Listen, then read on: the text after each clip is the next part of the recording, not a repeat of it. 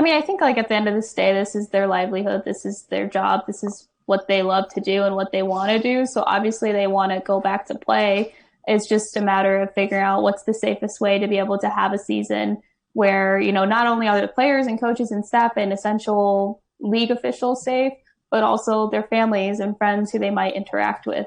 Granted, if they are being quarantined away from everybody, I mean, that's something you have to take into consideration too, is some of these players are going to be quarantined away from their families. And, during the season, players' parents come into games and their siblings come to games. They're not going to be able to have that. And so I think that it's complicated. Diamond DeShields had a really good quote about how she wants to go back. Like she knows that there's a global pandemic going on, but she still feels this void. But at the same time, there needs to be more accessible testing. But that accessible testing shouldn't just be for professional athletes. It needs to be for everybody.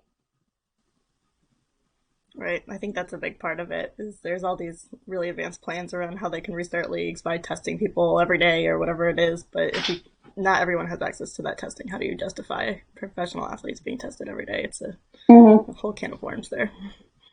Yeah, and I know, I think it was, I can't remember which baseball player it was, but he even put an emphasis on, there needs to be ethical testing, where we're not getting priority over the common, average Joe just because we're professional athletes, which I think is, very noble of somebody to say, because obviously not having a season is going to impact a professional athlete's paycheck. Yeah. And then, the other thing that has not at all come up on all of these plans for any sport, whether it's, in Europe with soccer or, here in the US with any of the leagues, is what's going to be the bar at which point they decide, what, this isn't working, right? It's coming back. We had one player test positive, we quarantined them. Now 3 more have it, and we quarantined those. At what point are they going to really be able to pull the plug? I don't think anyone really has a sense of it. It's just kind of it seems like we'll know it when we see it kind of situation. Yeah, I was really impressed with the procedure that the NWSL put out, where they were really specific on what would happen if a player is asymptomatic but tests positive for it. What will happen if a player has symptoms? When can they get back to training? It's 14 days after their last symptom, they'll be able to return. So I was really impressed with the way that the NWSL has gotten ahead and has released their procedures and their plan, and they seem to be really on top of it. And obviously, the way that they have put together their tournament, it seems like it was done in the best interests of fans, players, coaches, everyone in the league.